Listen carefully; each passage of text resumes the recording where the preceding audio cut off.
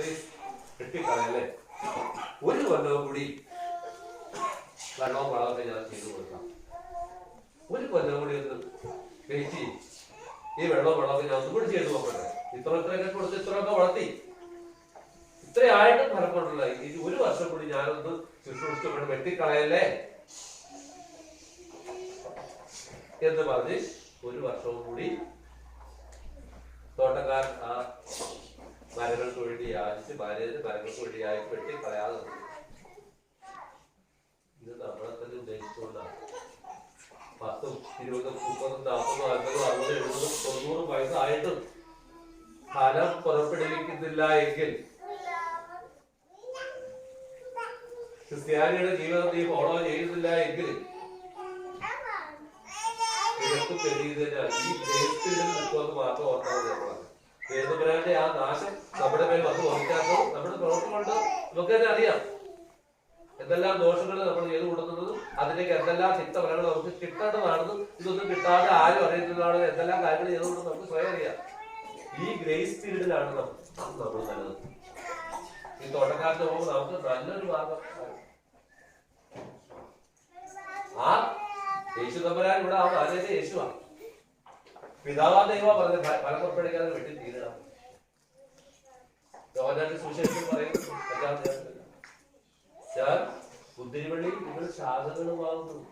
എന്നിൽ ചേർന്ന് നിൽക്കാത്ത ഫലങ്ങൾ ശാഖകളൊന്നും മുന്തിരി ഉണ്ടാവില്ല. മുന്തിരി ഉണ്ടാകണമെങ്കിൽ എന്നോട് ചേർന്ന് നിൽക്കണം. മുന്തിരി ഉണ്ടാകാത്ത ഫലം മുന്തിരി എന്ത് ചെയ്യും? വെട്ടിക്കളയും. മുന്തിരി ഉണ്ടാക്കാൻ എന്നോട് ചേർന്ന് നീ മുന്തിരിപ്പഴം കായ്ച്ചില്ലെങ്കിൽ, എന്നോട് ചേർന്ന് നിന്ന് നീ മുന്തിരിയുടെ ഫലം കായ്ച്ചില്ലെങ്കിൽ നിന്നെ വെട്ടിക്കളയും. കർത്താവ് തന്നെ പറഞ്ഞു. പിന്നെ ചേർന്ന് നിന്ന് മുന്തിരിപ്പഴം ഉണ്ടാകുമ്പോഴോ അവിടെയും ജനിച്ചിട്ട് പ്രശ്നമുണ്ട്. ഋഷിയൊന്ന് വെട്ടി ഒരിക്കും ചേർന്ന് നിൽക്കുന്നതിന് തന്നെ. എന്തിനാ? കൂടുതൽ ഫലം ഉണ്ടാകുന്നത്. നമുക്കറിയാം, ഒരു വാഴ നമ്മൾ നട്ടു. വാഴ കണ്ടു നട്ട് വളർന്നു വന്ന് കുറച്ച് കഴിയുമ്പോഴത്തേക്ക് സാധാരണ എന്ത് ചെയ്യും?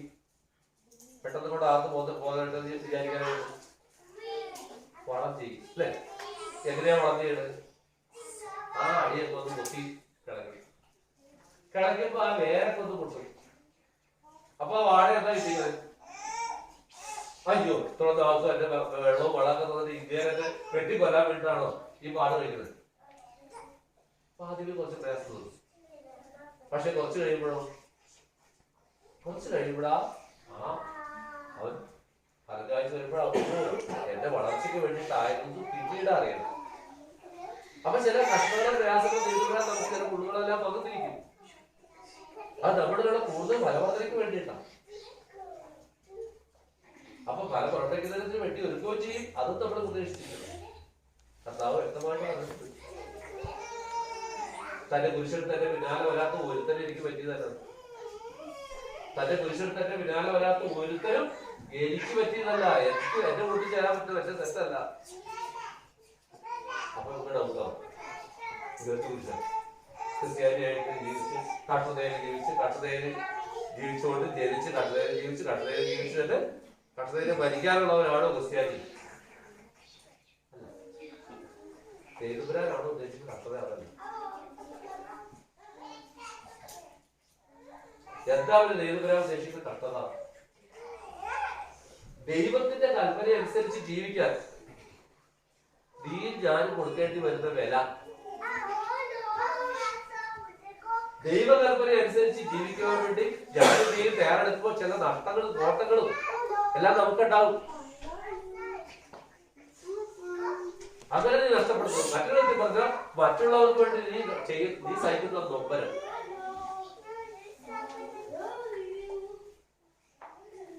ഇത് പെട്ടെന്ന് പറഞ്ഞു തരാം. അതിന്റെ എക്സാമ്പിൾ ദൈവത്തിന്റെ കൽപ്പന അനുസരിച്ച് ജീവിക്കാൻ വേണ്ടി യൗസേപ്പ് എന്ന രക്ഷയെടുത്താണ്. യൗസേപ്പിന്റെ ജീവിതം നോക്കിയാൽ ആദ്യം മുതൽ എന്താണ്? സഹോദരങ്ങൾ നിർത്തും, പൊട്ടക്കിണറ്റി കൊണ്ടേയിട്ടു, അവിടെ നിന്ന് അടിമ കച്ചവടക്കാരുടെ ഇസ്രായേലിൽ എത്തപ്പെട്ടു. അവിടെ വെച്ച് ഒരു പേർക്ക് രക്ഷപ്പെട്ട് വന്നപ്പോഴത്തേക്കും പൊത്തിഫറിന്റെ ഭാര്യയുടെ പ്രലോഭനത്തിൽപ്പെട്ടു. എബിയോട് പറഞ്ഞിട്ടിരുന്ന പോലെ ആ പ്രലോഭനങ്ങളൊന്നും വീഴാതെ അവരെ തന്നെ കാത്തു സൂക്ഷിച്ച കർത്താവിന്റെ കസരനുസരിക്കുക. അവന് വേണ്ടി സുഖമായിട്ട് അവരുടെ ജാരനായി സന്തോഷകരമായിട്ട് ജീവിക്കായിരുന്നു. എല്ലാ ലക്ഷറി ലൈഫും പട്ടാള മേധാവിയുടെ വീട്ടില് അവന്റെ ഭാര്യയുടെ കൂടുതൽ സുഖമായിട്ട് അവന് ജീവിക്കാമായിരുന്നു. ആരും അറിയില്ലായിരുന്നു. എല്ലാ സുഖസൗകര്യങ്ങളും അവന് ലഭിക്കുമായിരുന്നു. പക്ഷെ അവന് ദൈവത്തെ കർത്താവിനെ നിർമ്മിച്ച് ജീവിക്കുവാൻ, ദൈവത്തിന്റെ കൽപ്പനയെ ധിക്കരിക്കുവാൻ അവൻ തയ്യാറായില്ല. അതുപോലെ കഷ്ടങ്ങളുണ്ടായി. പക്ഷെ അവസാനം എന്ത് സംഭവിച്ചു? ഇസ്രായേൽക്കാരനായ യോസേഫ് മിസ്രയീമിന്റെ, ഇന്നത്തെ ഈജിപ്തിന്റെ പ്രധാനമന്ത്രിയായി മാറി. വീണ്ടും നമ്മൾ നാഷണൽ ലെവലിലേക്ക് വരാം.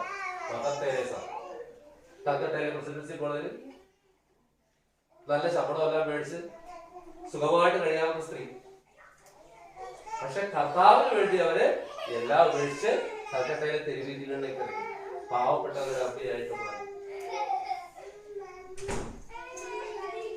കർത്താവിന് വേണ്ടി ജീവിതം മാറ്റി വെച്ചവരായി മാറി.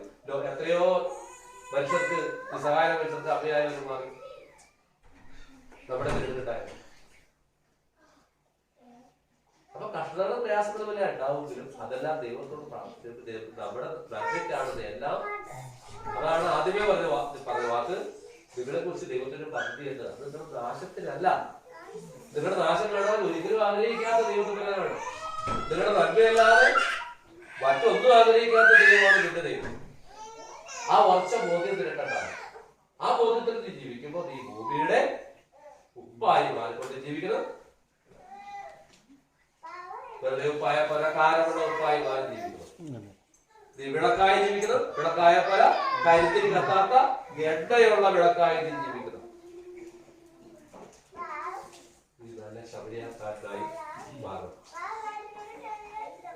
ഇത്തരത്തില് ദൈവത്തിന്റെ മക്കളായി ജീവിക്കുവാനായിട്ട് ജഡമോഹം ഉപേക്ഷിച്ച്, ജഡത്തിന്റെ മോഹങ്ങളെല്ലാം ഉപേക്ഷിച്ച് ആത്മാവിന്റെ ഫലങ്ങൾ പുറപ്പെടുവിക്കുന്നത് സ്നേഹം, ദയ, പരോപകാരം തുടങ്ങിയ എല്ലാ ആത്മാവിന്റെ ഫ്രൂട്ട്സ് ഓഫ് സോൾ ഇതിൽ നിന്നും പുറപ്പെട്ടു വരുവാൻ സംഗതിയാക്കിക്കൊണ്ട് ദൈവ മക്കളായി ജീവിക്കുവാൻ ദൈവം തമ്പുരാൻ നമുക്കെല്ലാവർക്കും സംഗതിയാകട്ടെ.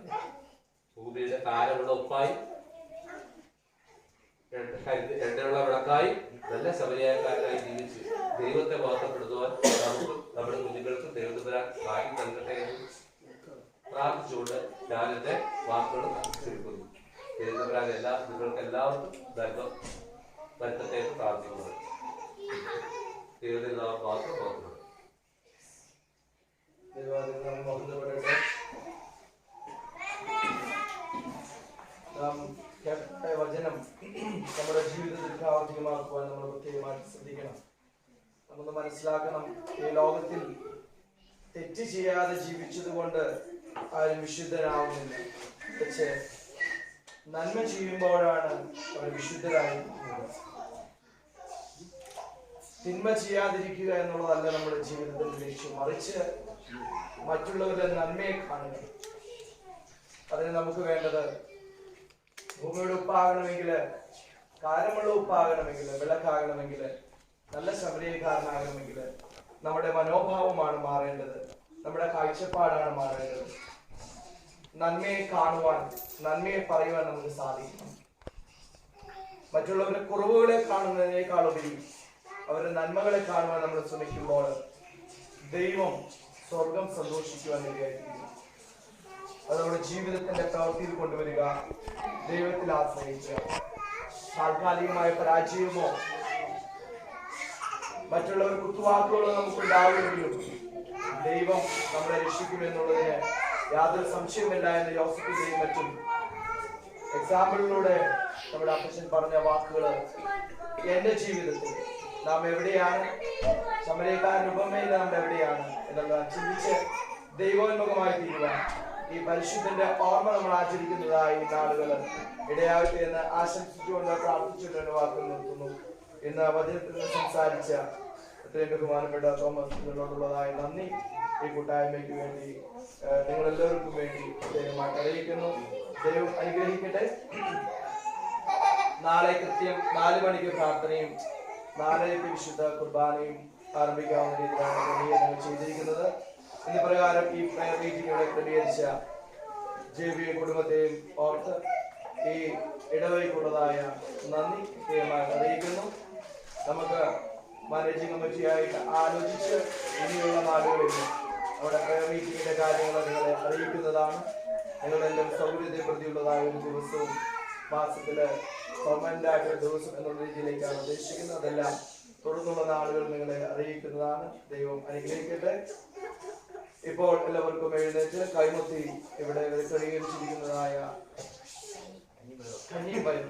അതിലെ പങ്കെടുത്ത് നമുക്ക് പിരിഞ്ഞു പോകാം. നാളെ നിങ്ങൾ നിങ്ങളുടെ സുഹൃത്തുക്കളോടൊപ്പം ദേവാലയത്തിലേക്ക് കടന്നു വരുവാനും